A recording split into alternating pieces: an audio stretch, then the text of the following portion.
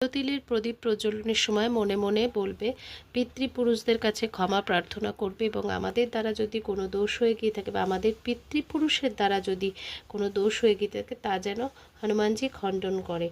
তারপরে যেটা প্রজ্বলন করবে আতপ চাল দিয়ে, আমাদের গৃহে মহালক্ষ্মীজির বাস হোক, অর্থনৈতিক যশ প্রতিপ্রতি বৃদ্ধিপ্রাপ্ত হোক, সেটার জন্য এই প্রদীপটা জ্বালাতে জ্বালাতে মনে মনে বলবে।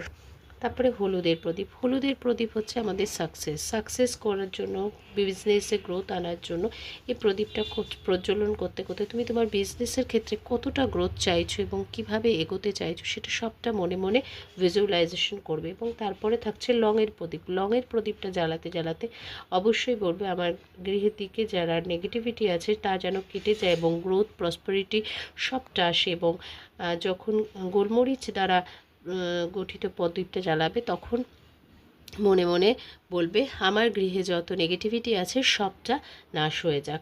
এই বলে প্রত্যেকটা প্রদীপ প্রজ্বলন করে তারপরে কিন্তু হনুমান চালিসা পাঠ শুরু করবে এবং আজকের দিনে হনুমান চালিসা এক আসনে বসে 3 বার পাঠ করবে।